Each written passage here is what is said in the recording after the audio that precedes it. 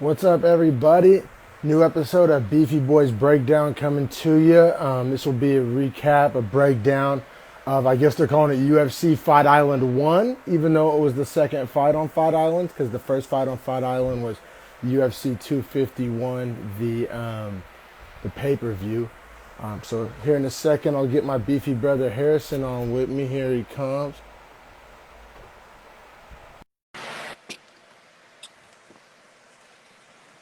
There he is. What's up, brother? Hey, what up? Hey, Man, quick note. I'm glad you said that about it being called Fight Island 1. It's Fight Island 2. Damn it, it's in my notes, it's Fight Island 2, and I'll call it that forever in history. you know what's gonna fuck with me is like 2 months from now when I'm like high doing a podcast with you, and I'm like, oh yeah, which fight was that? Like, you Yeah, know what I'm and saying? we start running the numbers around, and we're not, and like we call it 2, but really it was 1 or like Yeah, whatever it is. yep. And then some chode will comment like, oh, that wasn't even the right card, but it's all good. Well, but So yeah, man. what'd you think about a Wednesday fight card? Well, yeah, I was about to say, I'm especially after the 2 week layoff. I mean, it's Yeah. so satisfying having the quick turnaround. And yeah, I'm super excited about it. And man, I'm just like, I guess I just root for the underdog or whatever. But in my opinion, like, name value aside, just purely fight excitement quality, like probably better than 251. I mean, maybe I'm out of line. Like, I don't know. Maybe people would disagree, but I thought it was bangers wall to wall, a ton of finishes. Um, Okay, so that's what I was gonna say is like the last 5 fights, all decision. The first 6 or 7, whatever it was, I think 7. yeah, I am prelim There McGee, was so literally only one decision. All yeah, the rest were KO TKO submissions, yeah. The and there were pre like 3 upsets. I thought it was a very entertaining card. Now, I'll be the Yeah, first to admit that I didn't know all these people on this card before this card. But I'll also be the first to admit that coming away from this card, I got lot of new fighters I like and a lot of new yeah, people me I'm going to keep too. my eye on. So That dude Monir Lazaz is dope. that's why, I mean, we've said this before and I'll say it again. And this is a hill I am willing to die on. Like, these like fight night cards and the prelims and all these fights that people roll their eyes at are just awesome, man. I love them.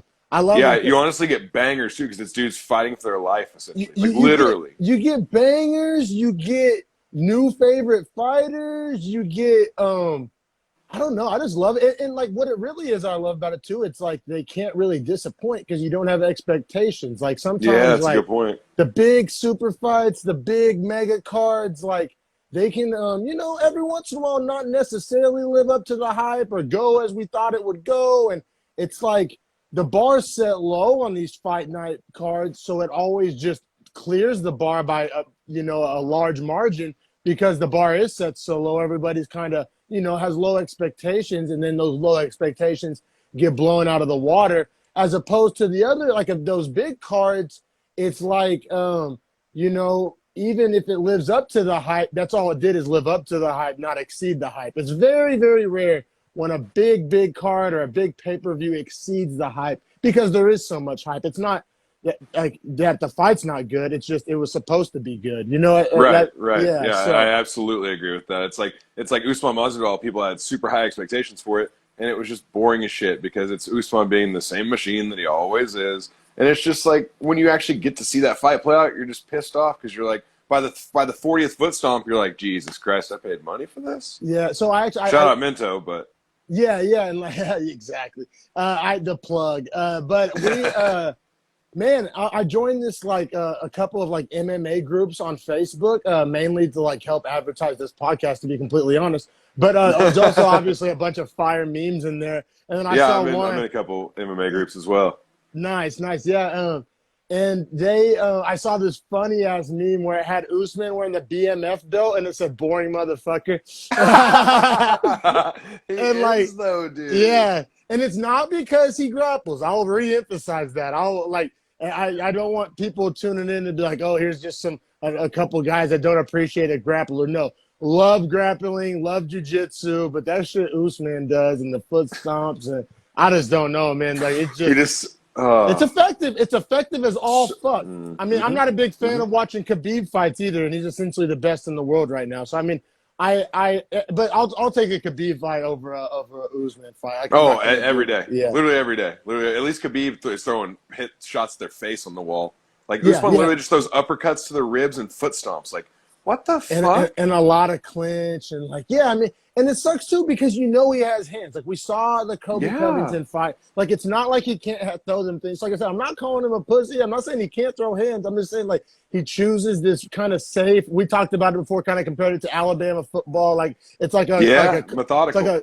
methodical, run the clock, pound the rock, run the ball 40 times kind of offense, as opposed to a Baylor, Texas Tech game that's 75-62. Right, right. It's a 9-3 grinder with Usman. Oh, dude, those But are the yeah, worst man, sometimes. and like in the intro to the J. Cole song when it has George Bush, and he's like, "Fool me once, well, you can't be fooled again." Like that's how I feel. So it's Beefy Boy number 6 this time. I'm not making that mistake again. Yeah, yeah, Beefy yeah. I Boy got that number written down. 6 for Fight Island number 1. Yeah. In quotes. But yeah, man, let's get to it. I mean, I thought it was, like I said, I was a big fan of the card. I thought these prelims were super Dude, entertaining. first fight, they just were throwing Aaron Phillips to the wolves with Jack Shore. Jack Shore is 13-0. He's a Welsh fighter, right? And Yeah, he's badass.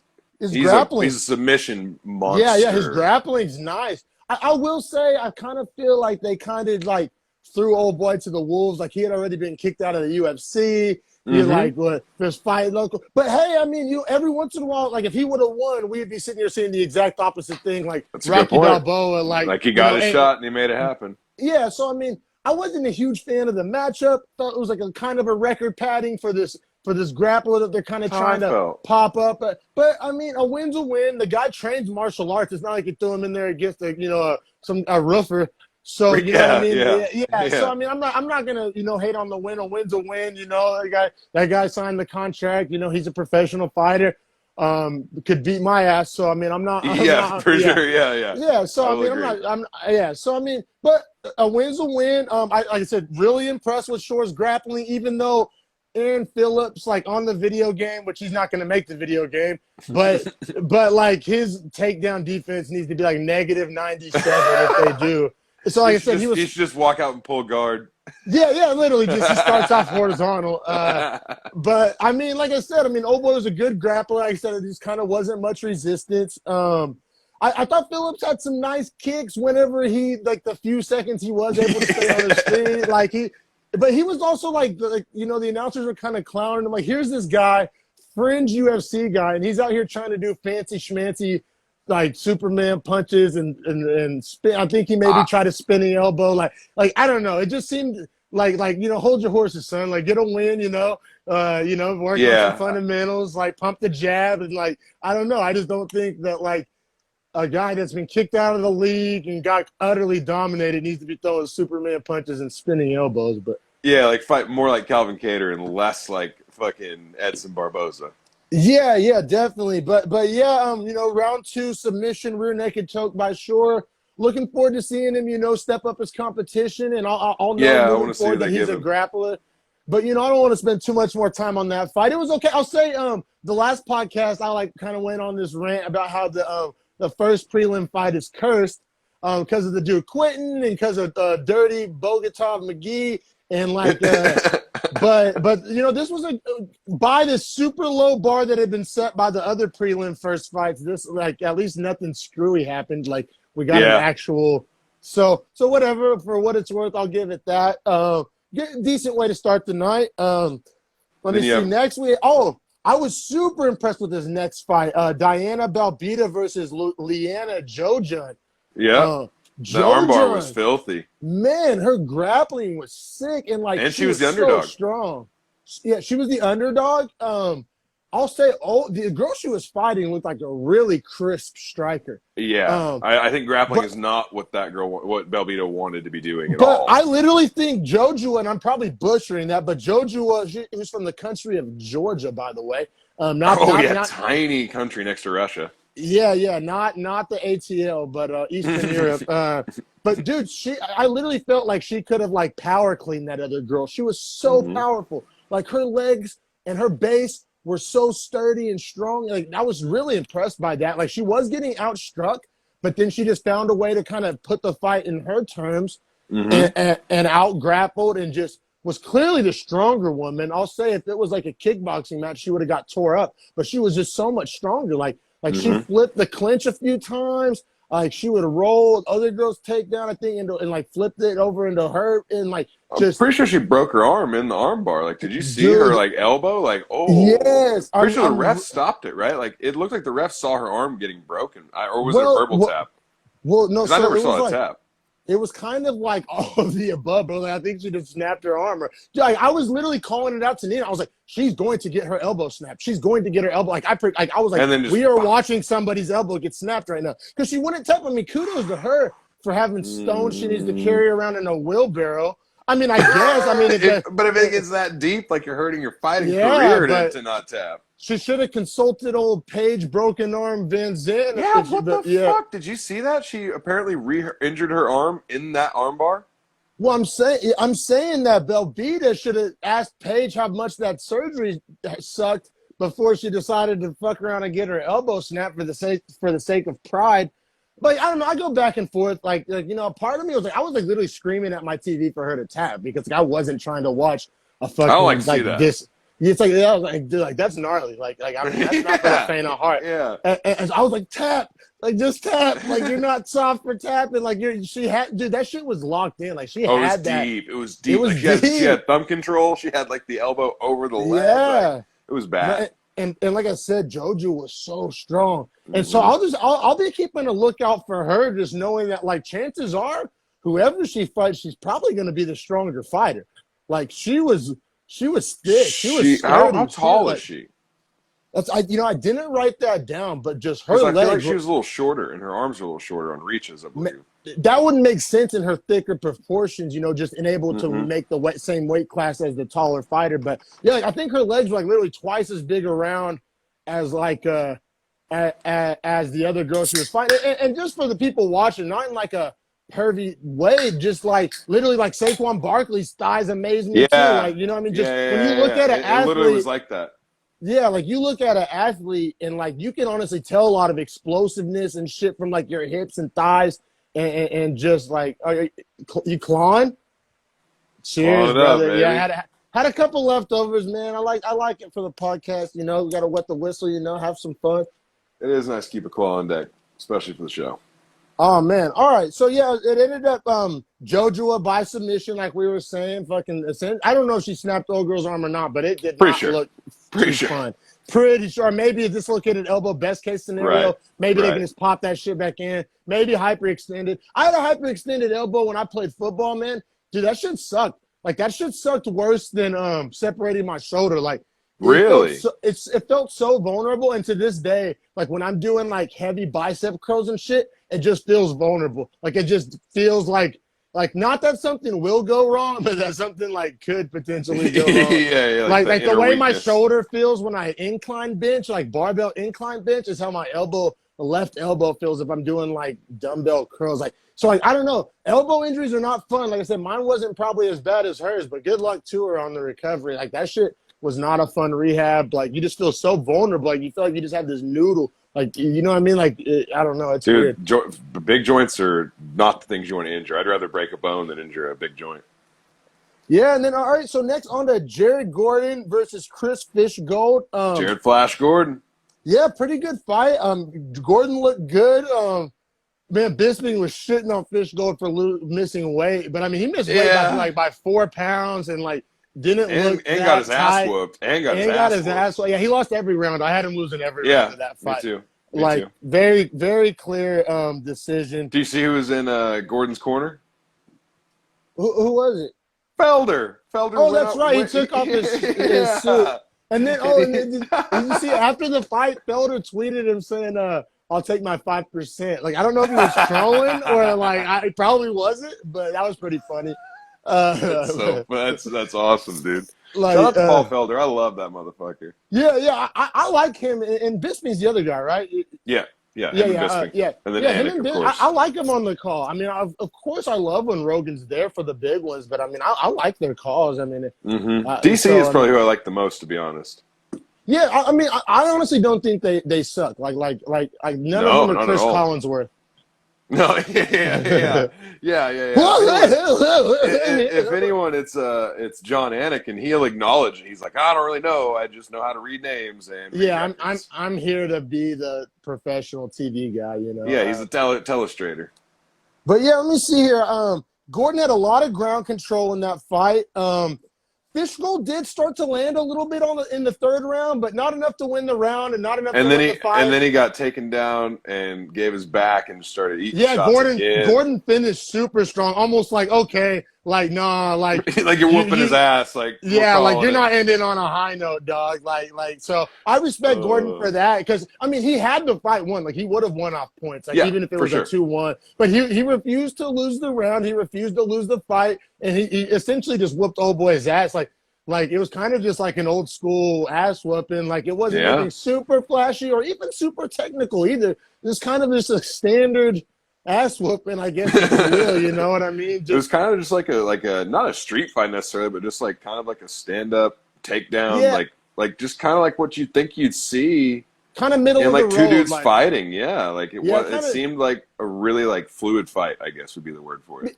And it's like I don't want to call anybody in the UFC mediocre, but it's like by UFC standards, you know, there's a new bar.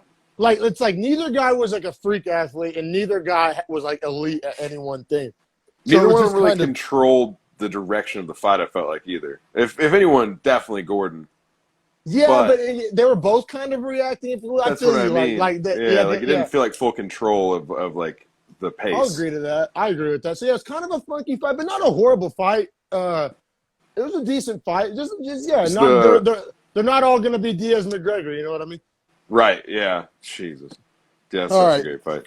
But honestly, this next fight was crazy. Yeah, I was like, what the fuck is happening? And the homeboy just falls out the side of the cage. I was like, what? Yeah, I want to talk about that kind of a little bit. Modestus Bukauskas? Yeah.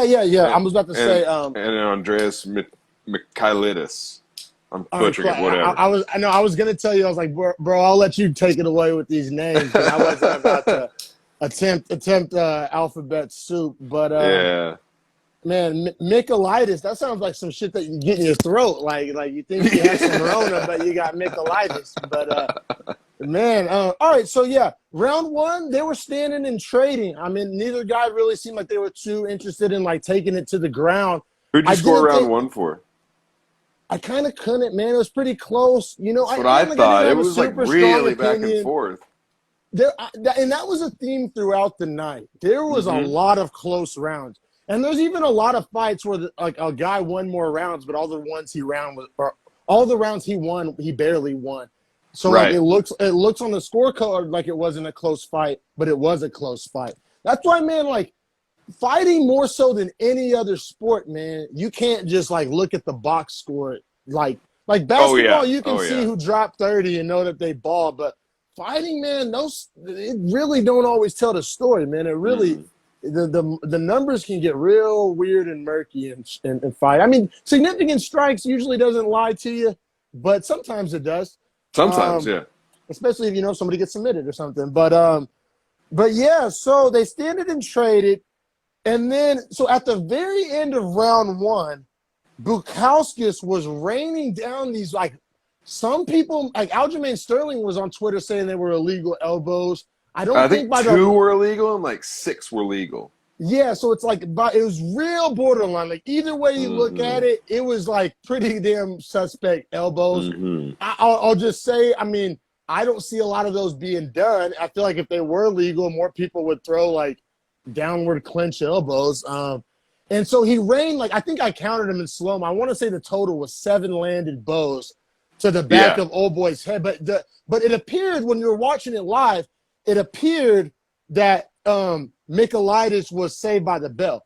But then you come back from commercial and the refs literally like waving off the fight. And I was confused. I have Xfinity, so I rewinded it and just because I thought I missed something or like maybe I wasn't paying attention. Was I fucking loading the bonehead? Like what the fuck happened?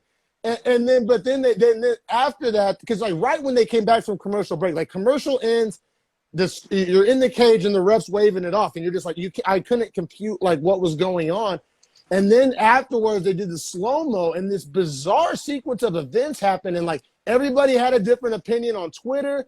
I kind of could see both sides of it. So what happened was Michaelitis, like I said, had just eaten 7 elbows to, like, the side/back of his head and was pretty woozy. He was leaning up against the cage, right? Like, as the round ended, he was kind of essentially getting his shit together, collecting his thoughts, like trying to stand up, gathering himself. And he's leaning against the cage. Obviously, all cages have doors. And sometimes, like, in between rounds, your cornerman will come in through that door. And so they opened the door, I believe, and correct me if I'm wrong here, I believe it was his own cornermen that were coming in the cage to corner him, I believe, and, like, sit down the stool and give him the ice pack and all that. And then they opened the cage door, and he, like, fell backwards because he was leaning. It's like the trick we've all done to our friends where, in, like, middle school, where they go to sit down and you pull the chair out and they fall down because, like, they were expecting something to be there. Like, the rug got pulled out from under him. They opened up that cage door. He fell out backwards. And the ref saw that and thought that he fell backwards just because he was, like, essentially beat up and woozy and concussed. But in reality, it was because that door opened up behind him. But I think he actually was woozy and concussed, and I actually think it was the right call to cut the fight because, like, he didn't even protest or anything. Like, he pretty much was acknowledging that it was the right move. It was just a real funky end of the fight. Ali, what's your take on that? What was your takeaway? Like, so I went back and watched it because I was like I didn't understand what happened. So I went back and watched like the cuts on ESPN Plus, right? And they have a cut where the ref is talking to him afterward, and, like, when he goes down at first, he's on his knees, right? And he is, like, grabbing the back of his head, and the ref goes, "Those are legal shots. Andreas, I need you to get up and go to your corner."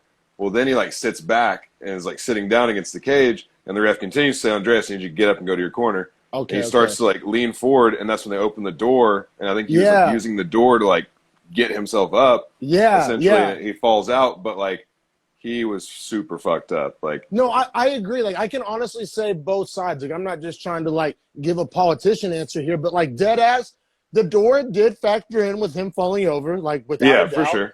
For sure. And also that but he fight also needed to wasn't be getting called. up. Yeah, no, that fight needed to be called. Like, both can be true. Like I hate when people think things are, like, mutually exclusive. Like, if one's true, then no, both can be true. Because, like, I know Aljamain Sterling and a few other fighters, and of course they're kind of have more empathy. Like, they're trying to put themselves in that fighter's, like, shoes, and like, and they're definitely pro fighter. But in a way, calling the fight is pro fighter too. You know, like, fighter safety. You know, right? Yeah, no doubt. So I don't know, like it's one of those things. Like, I did see both sides because at first I thought the same thing. I was like, oh, the door, but then you watch it back and, like, he wasn't all the way there, bro. Like, he was concussed. Like, I played enough football to fucking know when somebody's concussed, and that guy was very concussed. Like, I think that 1 or 2 illegal elbows that hit, like, actually fucked him up. Like, he'll be happy they called that fight in 20 years, dead ass. Like, So yeah, I didn't personally have it, but like I said, so I didn't want to take a deep dive because I thought it was controversial. I just wanted to take a deep dive because it's just not something weird. you see. Yeah, it's just not something you see every day. Like I didn't really comprehend it live, so I imagine, you know, people that maybe watch less UFC than we watch were probably more confused than we were. So I just kind of wanted to, you know, break it down for some people, you know, and just. And you know, I mean, feel free to leave in the comments, those watching, you know, if you guys thought that was fair, bullshit, if you saw both sides. Yeah, because, I mean, I do see both sides. Like, because, like I said, the door played a factor, but he was very concussed, and they needed to call the fight. Dude, the next fight was so Lerone Murphy against Ricardo Hamas. And, like, Lerone Murphy is the underdog in this fight as well. Yeah, like, sometimes, like, I come out of fights, like, liking both fights. Like, both of these guys gained me as a fan. And I think actually, usually I have this thing where I only follow the winners of the fights on social media. Like, ever since we've been doing these Beefy Boy breakdowns, I've been doing that. Like, if you win, like, I'll follow you and, like, follow your career more closely. But this time I followed both of them just because I really Ramos was winning. I mean, a good chunk of that fight, in my opinion. Yeah, I think he was winning up to the point until he got dropped and then put on bottom.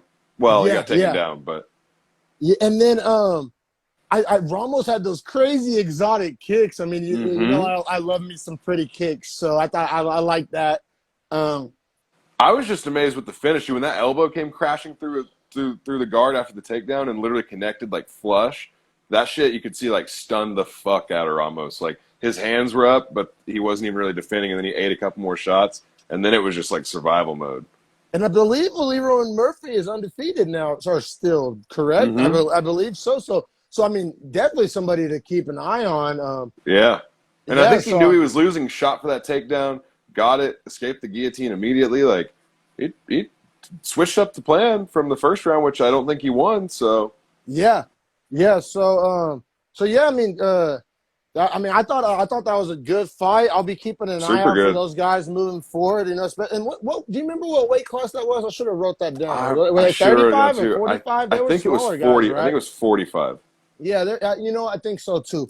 Um, Next, right here, we had, and this is the last fight on the prelim card, was John Phillips versus Kimiev. Can you say that better than me? I don't. Kamsat Shemaev. Shemaev, word, wherever the fuck that fool's from. Or I think they said, wasn't he like from Chechnya or some shit? Yeah. I think the Yeah. Chechen Republic. Those guys from those former Soviet Union countries are all savages. Dude, those guys, like Dagestan. You know what Joe Rogan was talking about on his podcast the other day was that those guys measure for higher testosterone levels than the average man. So I it bet. almost I mean, makes sense. no, I mean it makes sense to me just because like how they live their life. Like it's just adaptation, right? Like if you're using like shit that like testosterone helps, then your body's gonna probably produce more testosterone to just like I feel like that's just nature in its purest form.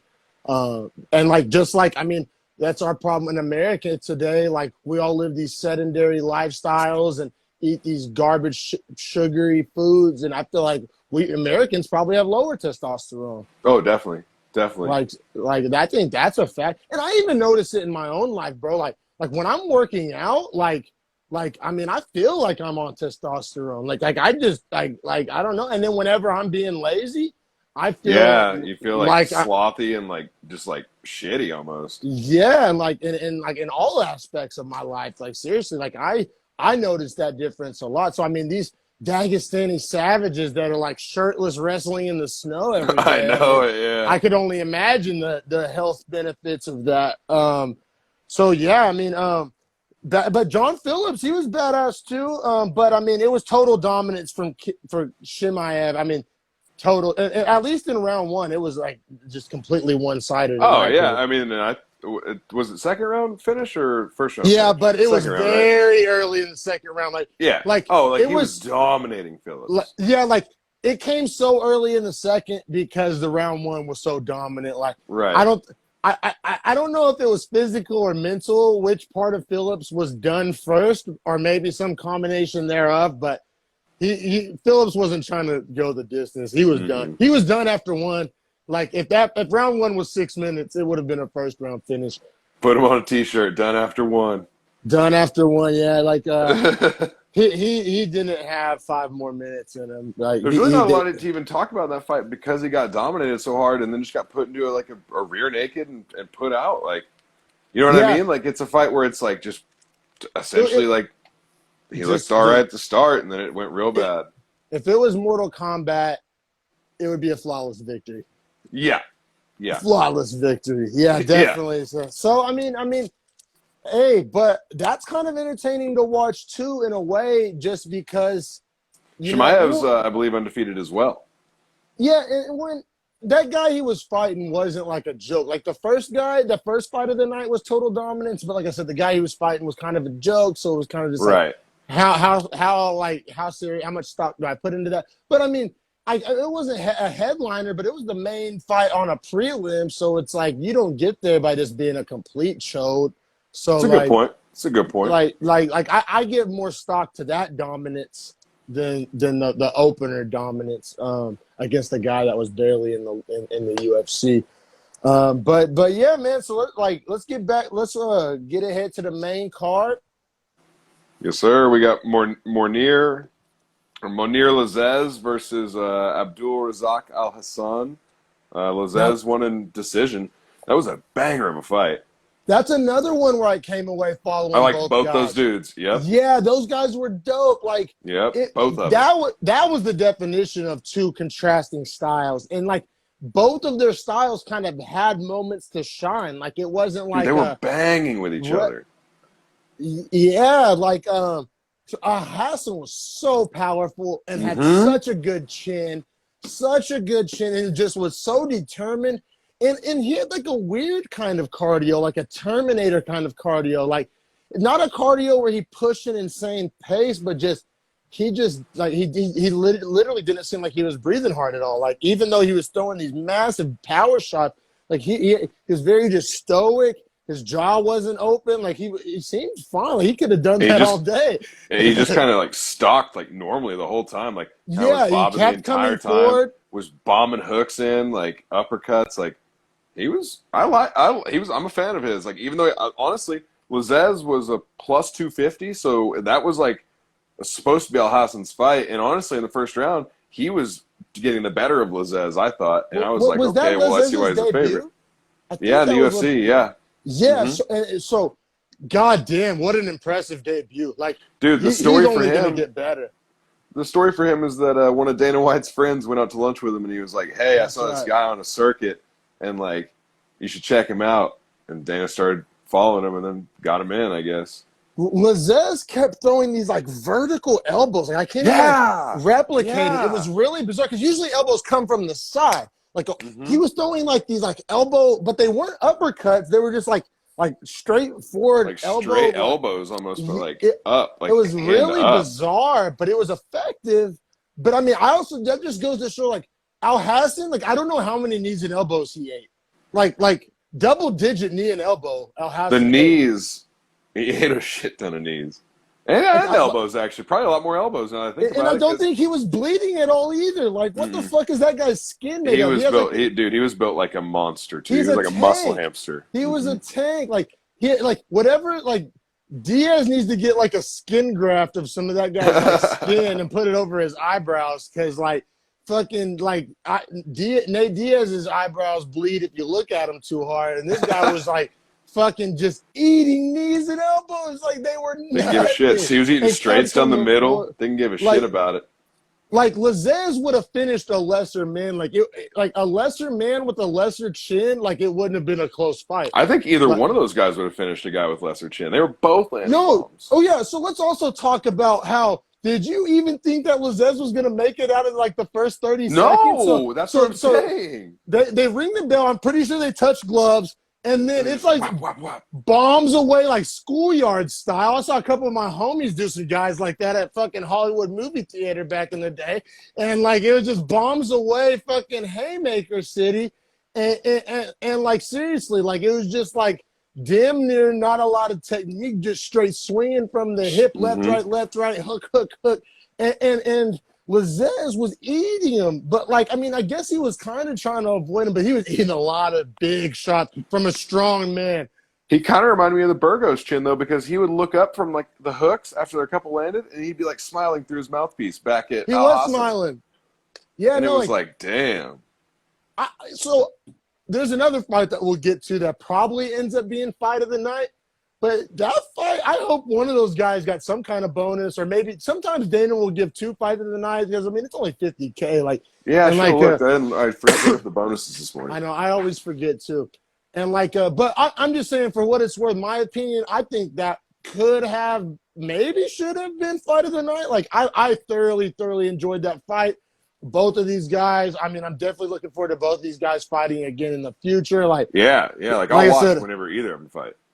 like you know what I mean, and I don't know. I mean, weight cuts are a motherfucker. They're unhealthy. Like I really am not a fan of them. But in Al Hassan's case, like if he lost a little bit of weight, maybe fought at one weight class down because he looked like really thick. Like He would have if to he lose just muscle weight though. I think yeah, but I think he could afford that. Even he has a lot of Yeah. muscle. I'm saying he looks like he benches fucking 300 pounds. Yeah, like, he you don't looks need to. fucking He's swole. jacked. He literally looks like a small town high school running back, like just jacked. Like I was like shook by this dude's body. I was like looking at him like, holy shit, he's so built. I think that because Bro, if he dropped the weight class, he's literally never getting knocked out or finished by any No, weight there's no class. way. So, but I don't know. I mean, I don't want to tell a guy to cut more weight, and he's shorter too. That's what also struck me. Like he was so much shorter, didn't have a reach. So, and he looked like he had a few pounds he could potentially lose, even if it was muscle. Like easy on the curls, there, swole man. You'll be all right. And yeah, so I don't know. I definitely think both these guys got very, very bright futures. I mean, like I don't know. So it was a banging ass first round. Like Al Hassan had that crazy start, but Lazez somehow fucking survived it, and then he finished the first round very strong. Yeah. Like Bisping and them were like debating who the first round should even go to because like Lazez finished that round so strong that you forgot about the opening barrage, but that opening barrage was so goddamn violent and effective that, like, do you think that opening 30 seconds was enough to get Al Hassan that round? Or do you think kind of like our previous theories about judges factor in finishing the round better than starting the round? I personally scored it for Al Hassan just because I thought he was a little more aggressive and was like leading the pace for at least the first like 2 minutes. And did a lot of damage in the first 2 minutes, to be honest. That opening barrage was insane. So I think you could give him the first round. But I think Lazez finished with more strikes, though. That's how much he came back. Like Lazez came back with that technical, rangy elbow and knees and elbows. Like usually that's like a football term. Like that's like you'll hear old school country fucking football coach like that boy is nothing but knees and elbows, like referring to like a power back. But like seriously, Lazez is nothing but knees and elbows. Like it's like a circular saw of knees and elbows. I thought the second and third were clearly Lazez. Me too. But you did give round one to Al Hassan. I don't know how to score that. Like it just depends how much you value that opening barrage. Yeah, that's like a round where it's 50-50, like to the point where you could score either way, and I'm not mad how you'd necessarily score that round.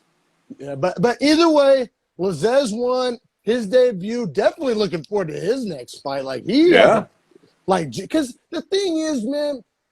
Like when you're watching prelim fights and you're watching guys in their debut or their first couple of UFC fights, like there's usually there's an eye test that you can tell. Like when you're watching an NFL preseason game, it's clearly obvious that you're watching a backup quarterback play. Like just right. Like the offense looks nothing like when Tom Brady's in there or Aaron Rodgers.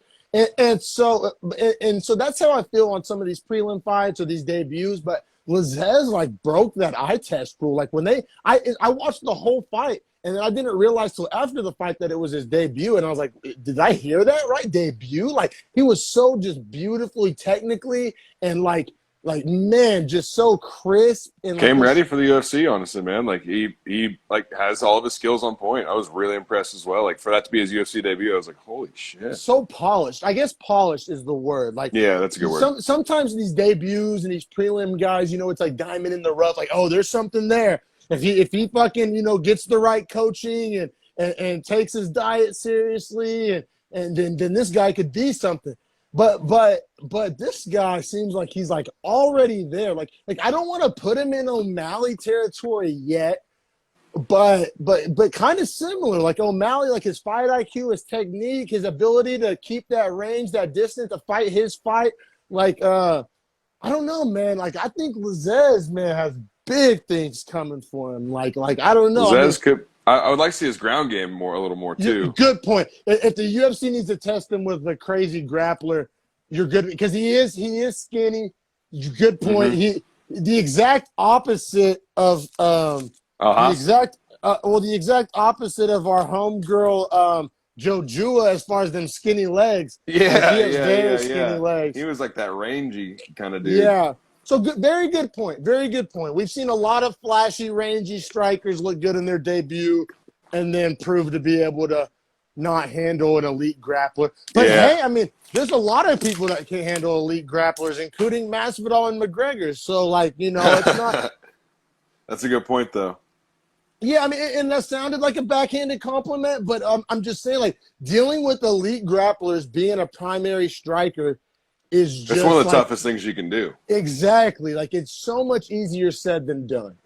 Seriously. And we talked about that a little bit on the last podcast on Rose Namajunas' fight, her ability to keep that distance against a grappler, because that's what everybody in their dog sense. But before a rangy fighter, oh, you just got to keep that distance in kickbox. Like they just say it like it's the easiest goddamn thing to do, and like hardly anybody can actually pull it off. You know what I'm saying?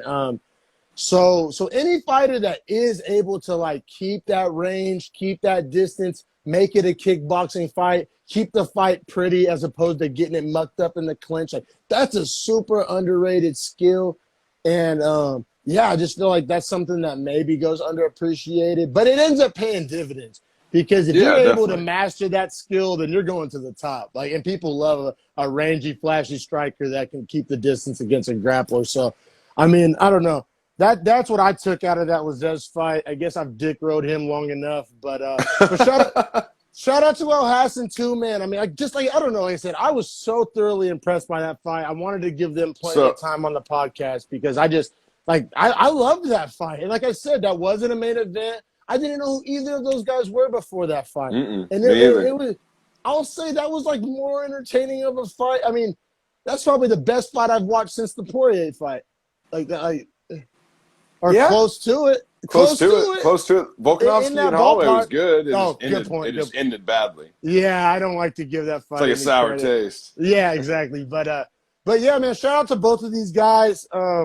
Yeah, I mean, Lazzez earned the win, but I mean, El Hassan, I mean, has every right to be like, you know, happy with his performance, keep his chin held high. I mean, obviously, every fighter is going to, you know, take or the he can loss like look to the future positively at least. You know, he doesn't need to be worried about. He might need to worry about getting cut in the next fight if he loses. But I'm guessing. All right, for the next fight, I'm guessing you only followed one of these girls. Well. So what I thought was interesting, and you'll have to maybe let me know if there was like a weird different weight class ranking or something. But Molly McCann was the ranked fighter fighting Tyler Santos. Tyler Santos, I believe, was unranked. Mm-hmm. And Tyler Santos, it looked like flip-flop. Like Tyler Santos outclassed her like in every sense of the word. Like destroyed her. Like just on all facets. Striking, grappling, all of it. Like takedown defense, takedowns. Dude, there was one point where McCann went for a takedown, got reversed on the cage, and then got slammed. And I was just like, holy shit. Like, this looks like you don't even know how to grapple. Dude, no, Santos is going to be a problem. Yeah, like, she's 15-1 after that fight, and that's only her second or third fight in the UFC. That's what was crazy because she was the taller, rangier fighter. She's long as fuck for a woman of that weight class. 125, right? 35? They may have been 35. They looked like some 35. bigger girls, and like, but either way, like Santos was the taller and stronger fighter. That's a rare combo. That's like some John Jones shit. Like, because 9 times out of 10, the taller fighter, the lankier fighter, the fighter with the reach, they're gonna be just weaker and skinnier. But it was weird. It was like your eyes were playing like this. It's like when you're like in 8th grade and the biggest ant is the biggest guy on the football team is also the fastest guy on the football team. Yeah, shout out D-Rob, grown ass. But yeah, you know what I'm saying? Like it's like, okay, that's like not for like Kevin Durant. You shouldn't be the tallest guy on the court and the most skilled. Like, what's going on here? Yeah, like that's not fair that you can shoot the ball from 30 as well as you can literally dunk without barely jumping. Like, what the fuck, KD? Yeah. So like I don't know, and I don't know. She was only ranked 15th, and maybe I do put too much stock into rankings, especially if I don't personally know the fighter. I mean, how else am I supposed to know? But isn't that the point of rankings, to give you an idea of who's better than who? But yeah, because like McCann was ranked 15th, Santos was unranked, and I mean Santos just put on a fucking clinic. To be honest, when they introduced the fighters and they said Molly Meatball McCann, I was out. That's all I literally almost just drenched my iPhone 11 in claw because that was hilarious. I didn't know that her name's Meatball. Jesus, I mean, it fits her. She's a sturdy little gal, but I know, like she was just like embracing that lifestyle. I was like, all right. I mean, shout out, she could join the Beefy Nation. I was about to say she sounds like a friend of the show, and I do love the beefy nature of the name, but I don't know if that's making a Mount nickname more anytime soon. Yeah, that's up there with remember the name Bilal Muhammad. Like, you know what I do like though?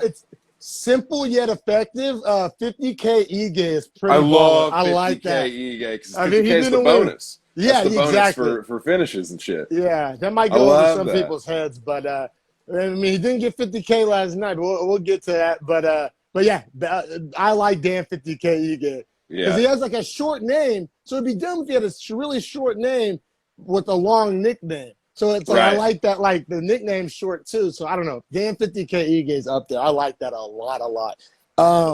And let me see here. I mean, I don't think that really, I don't think McCann won a single round. Do you? I mean, No, I think she got fucking nah. smoked. And I'm pretty sure it was either the second or third I scored 10-8.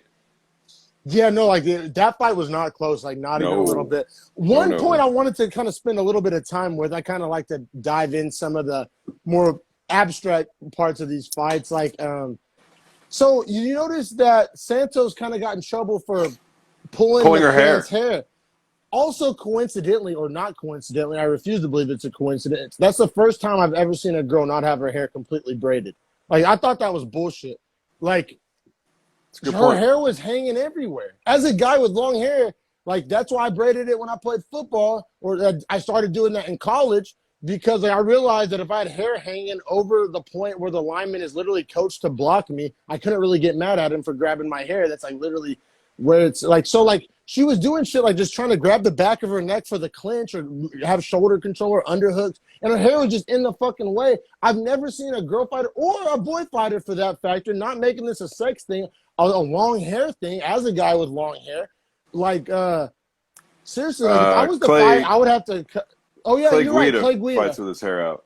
Yeah, and I don't like that shit either. And I feel No, like and it gets in his own complain way. about it. Yeah, yeah, it's a detriment to him. Like honestly, pulling your hair back is going to help you as much as it So yeah, doesn't hurt you. I just felt like the ref just didn't even take that into consideration, and I feel like that kind of needs to be legislated. Like I think Yeah, I that needs agree. to be a thing. If you have long hair, it's not a race thing. It's not even a sex thing. I think boys should have it too, as a boy with long hair.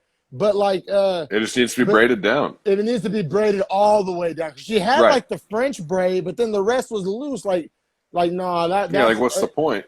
yeah. So I definitely want to spend a little bit of time touching on that. Also, I want to shout out Santos's knees and elbows. And as a guy who's like a huge women's MMA fan, like I'll say this, I don't necessarily like women's MMA better, but if I'm watching two fighters that I don't know, like I like men's MMA because of the names and just the big, like Francis The Ngannou. power. There's no Yeah. woman that can do that. But I'm saying if I'm just watching two people that I don't know fight, I like women's MMA. Like I really appreciate it, and I say that to say that you don't see a lot of women use a lot of knees and elbows. Dude, You her just tie clinch was insane. When she get the San- plum locked up, Santos, yeah. She Yeah, was like Santos- pulling McCann's head down to her hip and then meeting her with a knee halfway. It was like, and, damn. her flexible female hips were able to get those knees so high, like up to like past her That's a good shoulders. point. It was crazy. That's a Like good those, point. like I don't see a lot. And she was throwing elbows too, like from a standing position. Dude, McCann like, actually could eat a shot now the more I think about it, 'cause she was Oh, taking yeah. knees to the face. She was. Yeah, no, without a doubt. She ate a lot of knees, like a lot. Shout out to Meatball's chin. You know what I'm saying? Yeah, every time you say meatball, I'm just getting like a vision in my head of like Aqua Teen Hunger Force, but like wearing like gloves and shorts. Dude. But yeah, so dude, I'm definitely looking out for Tyler Santos. Like, Yeah, because me like I said, too. her She's- grappling wasn't whack either. Like her striking is nasty. And I mean, most people are probably going to want to take her to the ground, but good luck with that. Like, you know what I'm saying? Like, It looked like her ground game was pretty sick too, because whenever she hit that big slam, she went immediately into mount from that. no, that's what I'm saying. Like I feel like because she's so tall and she's a good striker, the knees and the elbows, I feel like a lot of the people upcoming that fight her are going to try to take her down. And I don't know if that's going to work either. Like, I think she's going to be a problem in that division. Like, she's a badass. I'm a fan. agree. I'm a fan. Tyler Santos, like, definitely on the lookout for her. All right, So- let's move it up to this. Oh, my bad, brother. What, did you have one more question about the last fight? I was just gonna say the last three fights were I actually thought all some bangers, and even though the Stamen Rivera one, which is next, was probably the least banging of the three, Yeah. still a good fight. it reminds me of that fight earlier we were saying it was just kind of middle of the road. Maybe Mm-hmm. better. It was better than that. Like it was like a better version of that, like a It was higher more. It was level. more technical, but like Yeah, Stamen just wanted to wrestle and like throw power bombs, and yeah. Rivera was down to trade with the power, but he wasn't about the grappling. And I don't think either one of those guys, like athlete level wise, is like elite. Like I think they're Mm-mm. both like they're fighters. Like there's a difference between like a fighter and then like an athlete that fights. Like you know what I'm saying? Right. Like they're like fighters, which is cool. Which is cool. Like there's a lot of guys like that. Like and it works and it can work.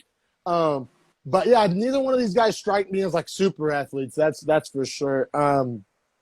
Let me see. I have Stamen round one question mark. Like I kind of thought Stamen won round one. The announcers seem to kind of disagree with me. Yeah, like other It people was so seem to give close. it to Rivera. I think I went with Rivera for round one, if I And recall I don't have a correctly. problem with that. I didn't feel like strongly. Like I said, I literally put a question mark in my notes. Like I thought And then maybe. I I thought Go two ahead, and three brother. were more. I thought 2 and 3 were more clearly Rivera than Stamen, though, for sure. Like I thought round one was like could be a toss up, or was maybe to Stamen, even like lean to Stamen, but I thought 2 and 3 was Rivera. I'll say it's Rivera, but like a 10-9 Rivera. Like it was still fairly close. Like I think Yeah, this yeah, is yeah. the fight that I was referencing at the very beginning of the podcast when I was saying like there's some fights where one guy won like most of the rounds, but each round was close. I think this is Mm-hmm. the exact definition of that because like Rivera won essentially every round. Like I mean, it's debatable, but I mean he looked good every round. But it wasn't by a wide margin, and it's not like he fucked him up. I don't know. It's like we said, it was kind of a lackluster fight. Like it was like a high level lackluster fight. Like, it seems kind of like contradictory, but like I don't know. Like it wasn't Right. like we I said agree though. though. It can't all be Diaz McGregor. You know what I'm saying? It can't. Like you know, it would be impossible for that. Well, It like would make it, it would make the it, super bangers less important if they were all super bangers. it was just like a styles thing for that fight too. You know, it was just that Stamen wanted to grapple and try and like essentially be like clinch fighting or ground and pounding, whereas Rivera wanted to keep it, you know, leg kicks, distance punching, counter punching, and movement.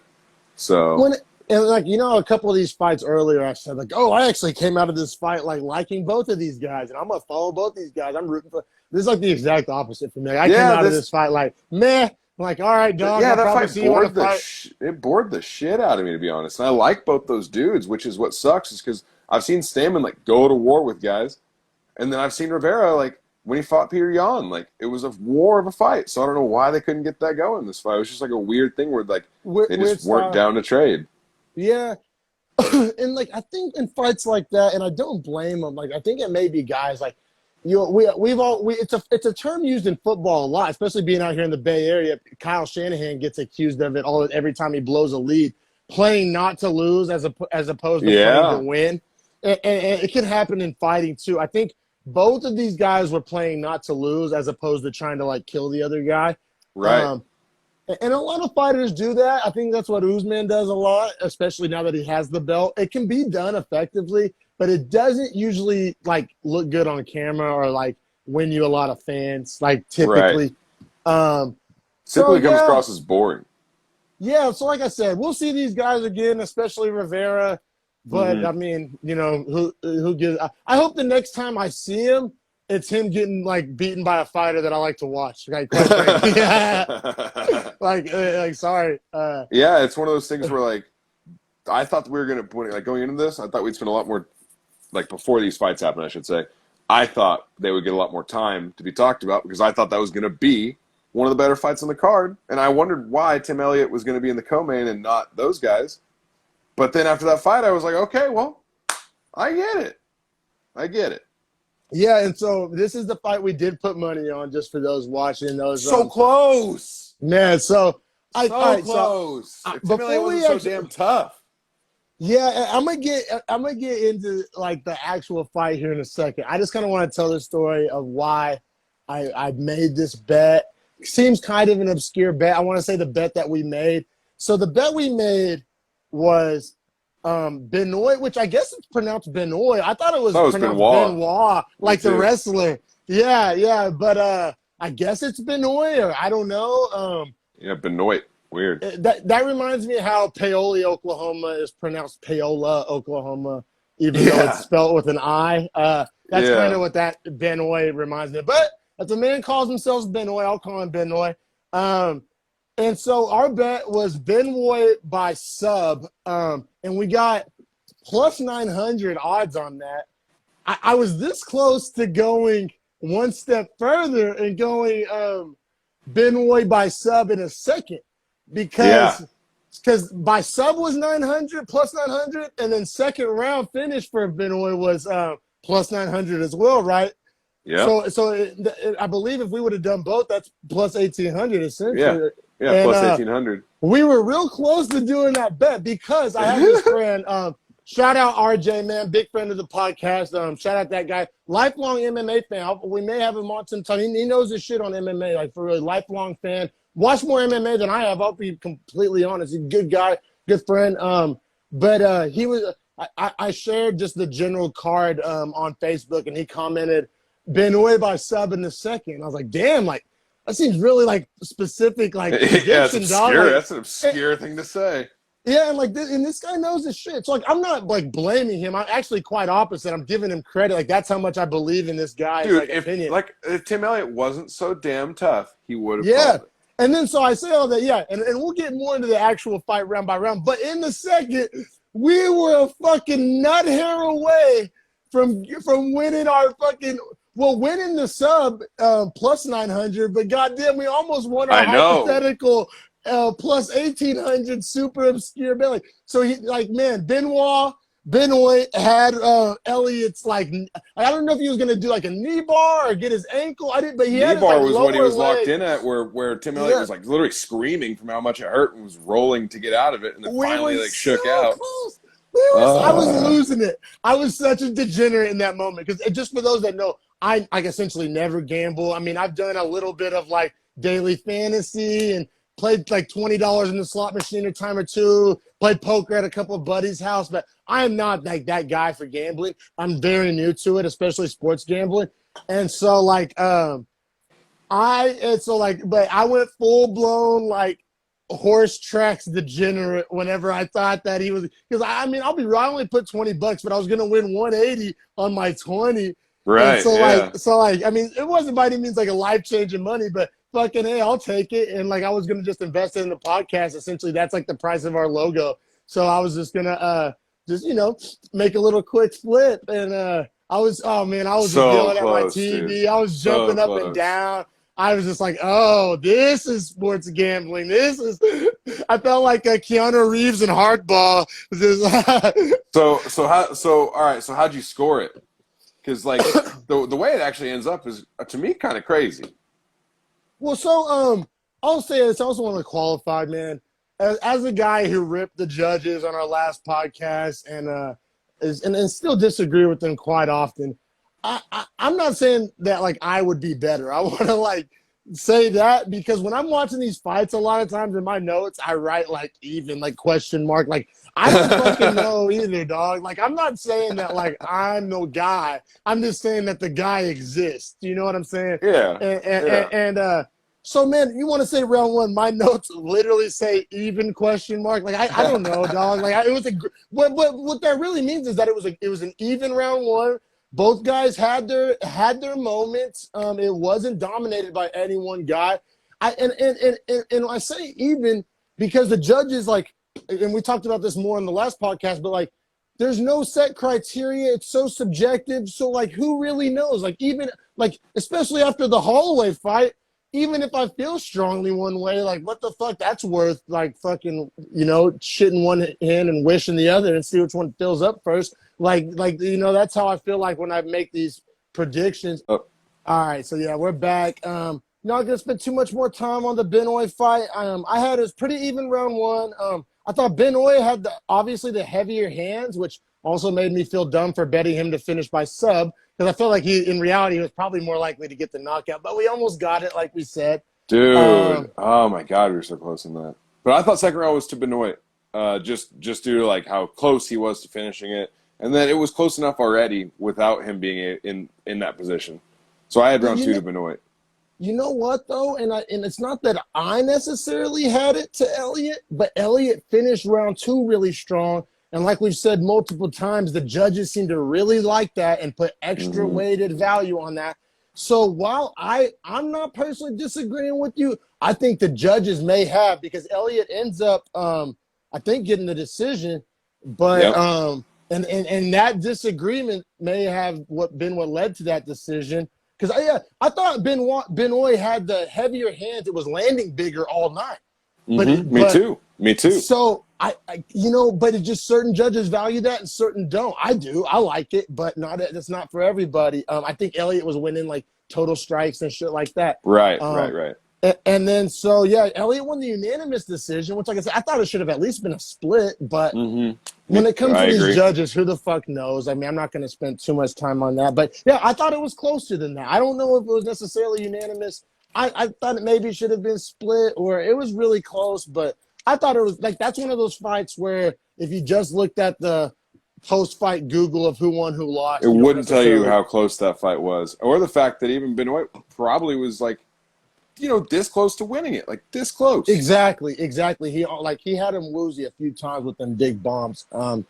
But I mean, shout out to Elliott for having a chin and being able to eat those bombs. That's part Yeah, of he it was too. You eating know what I mean? shots. He was eating He was. shots. But yeah, I mean, last but not least, obviously, you got the main event.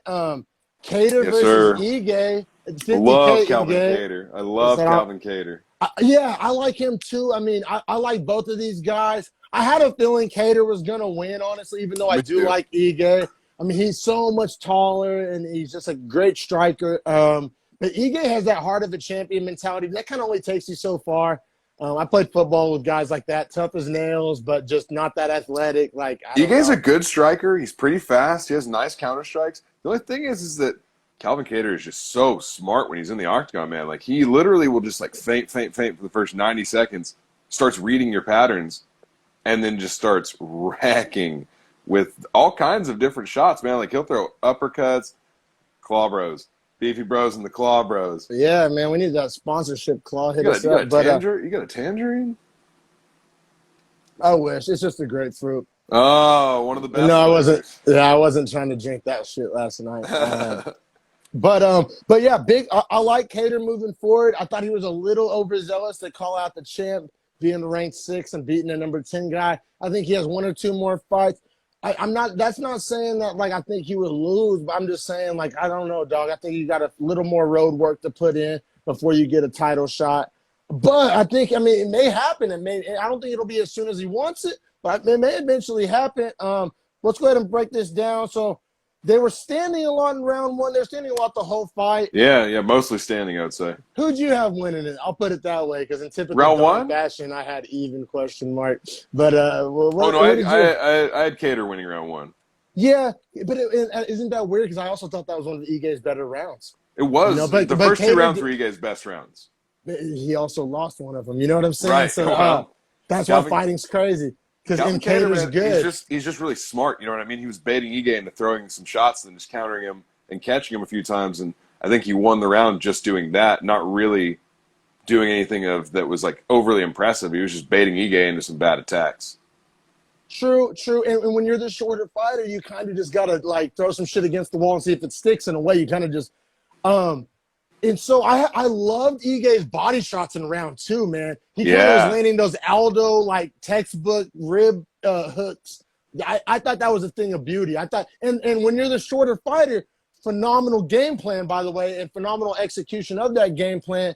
Because like I said, when you're the shorter fighter, Ige's 5'7", he was going to the body and having a lot of success early with those big body shots. And Cater was feeling them. I mean, not feeling them enough to like impact his performance, but they weren't fun. I'll tell you that much. Right. Well, and Ige started to throw a lot more extended combinations in the second, which was good, but then got back away from it in the third and fourth. I think his Cater just started to overwhelm him. Yeah. And I think Ige Ige was tired in the 4th and 5th. Okay, whereas Cater comes on strong in the 4th and 5th. Well, because like even though he lost one of those rounds, in the first 2 rounds, Ige was putting on a footwork clinic as far as in and out as a shorter fighter. Like if you're a shorter fighter, you got to get in, land a couple blows, and then get the fuck out of there. He was doing that phenomenally. And if you're the shorter fighter, you have to do a really good job of like lateral movement. Yeah, And I also circling thought side to side. he was doing such a good job of that, like such a good job, maybe too good of a job, because like I said, later in the fight, I think he gassed out a little bit. But like it's like a compliment, and that may have been like a double-edged sword of what ended up costing him in Right. the end. Because at Right. first, man, it was amazing his ability to get in and out and go side to side. Like like I said, even though he lost one of those rounds, like that was really impressive, and it's really hard to do. And like how I was saying earlier, how every tall fighter is coached to keep the distance, every short fighter is coached to get in and out and move side to side, and not a lot of them are able to pull it off. So and I know we're running a little short on time here. So and then let me see, Cater had 100% takedown defense through 3 rounds, which when you're the taller fighter is super important, and was a huge part of his success and able to keep that distance, because Ige could not take him down for the life of him. So how'd you have it scored through just 3 rounds? Because I think 4 and 5 are very obviously to Cater. You know what? I think it was probably 2-1 Cater. Honestly, like I loved what Ige was doing. It was just everything you can do, I can do better. Well, like, you know what I'm saying? Yeah, and like, that's what I feel like, because the scores ended up being 49-46, 49-46, and a 48-47. The 48-47, they probably gave Ige the first 2, which I don't really have a problem with. Ige was doing so good in the first 2 rounds. Like, if you're the shorter fighter, you're going to eat some shots, and you're probably going to wear more damage, especially if you're fighting against the guys who's good at keeping the distance and you're playing that in and out game. Like, that's just part of it, but he was still doing such a good job. So I see, like I said, that first round was, the announcers and Twitter seemed to act like it was a landslide Cater, but I had it a lot closer. Like, I kind of feel that judge that gave the first 2, if that's indeed what happened. Yeah, I can feel that. Yeah, I can feel that. And then so let me see. Round 4, easily Cater. Ige was obviously gassing by then. Mm-hmm. Obviously. Ige was 0 for 7 on takedowns halfway through the 5th. And that, in a lot of ways, that's tough. That's tough. Like, that's not indicative how you win a of the decision. fight. Mm-hmm. Like, that's not how you win a decision at all. And for Cater, he defended 7 out of 7 attempts, so that has to look good for him too. Especially as a striker, like, you know what I'm saying? So, and then round 5, clearly Cater. Like, even as a guy who was like low key kind of pulling for Ige, it was all Cater. Round 5, it was all Cater for a lot of that fight. Like, I just don't, and I guess I probably spent more time talking about Ige than Cater, but because I just don't want it to get lost, because he lost how good he was doing at what he was trying to do. Like, that's the thing. Sometimes as a fighter, you have a game plan, and even if you execute that game plan flawlessly, it's just still not enough, or maybe it wasn't the right game plan, or maybe he was just a better man on that day. But Ige executed his game plan really good. The cardio waned a tiny bit at the end, but that's because the game plan that he was implementing so well was a high cardio, high energy strategy that he was using, and he was executing it. It's a strategy that does take a lot of gas and will empty your gas tank. There's 2 things that I came away from the fight thinking about Cater. One is, I noticed every time that they clapped for the last 10 seconds of the round, he would just turn it on like it was full gas pedal and start throwing full combos and trading outright. More fighters need to do that. Well, yeah, it's a great tactic. It looks good to judges. Judges love it. And it'll impact your opponent's ability to recover in between rounds. You know what I'm saying? That's another good point. That's another good point. The other thing I walked away with him, though, too, is he's got to get his nose fixed, dude. He breaks it every fight. He's got to get it fixed. Well, as a guy that's had a broken nose, I mean, getting it fixed doesn't necessarily mean that it breaks less easily. It just means that you spent a lot of money. Like I have a $10,000 nose, dog. Like, that's a good point. So, but if I get punched in the nose, like, it doesn't mean that it's like stronger. Right. Yeah. I'm just saying for him to be able to breathe and not like. Because, but that's typically something you got to do after your career. Like Joe Rogan talks about it. Like Joe Rogan fought for years. He said for years. I don't know if you watched that Rogan a few episodes back where he had like that breathing specialist on. Yeah. I did. And like for years and years, Rogan had like 25% airflow through like one nostril, and like, but that's not a surgery you can have and then go continue to like keep getting punched in the face. Right. Like Rogan had that surgery when he was like in his 40s and done fighting. That's a good point. So It's I gonna be a mean, problem for him, man. It's gonna be a problem for him. yeah, like it'd be a problem if I decided to start fighting. Like, Yeah, that's good why. I point. mean, that's why fighters. I mean, like a fighter's nose is a thing. Like, who's that old fucking boxing guy that's on ESPN and his Oh, nose is like on his cheek? Teddy Atlas, Dude, that guy right? couldn't do a line of blow if he fucking wanted to, bro. Like, yeah, like He that wants guy's to, he nose just is. cannot. Yeah, no, exactly. He has to put a little under his tongue, but yeah, he fucking dude. His nose is over here, dog. So I mean, this is kind of the fighter life, the fighter burden. But yeah, man. I Well, mean, well. uh, So I was just gonna say, looking forward too, though. We still got more fights this weekend. oh, we do Saturday, and then the Saturday after that. And hopefully our Fight Island gear's in by then. I would love to be doing our next Yeah, Beefy I Boys in our I Fight think my Island shit should shirts. be in tomorrow or Saturday, but I And could be so should wrong. mine, because I think I ordered mine a day before yours, but who the fuck knows? But yeah, I am. So hopefully everybody next time will be rocking. I'll be rocking a Fight Island shirt instead of this Childish Gambino shirt. Still a But dope shout out to shirt. Childish. Yeah, man, love that guy.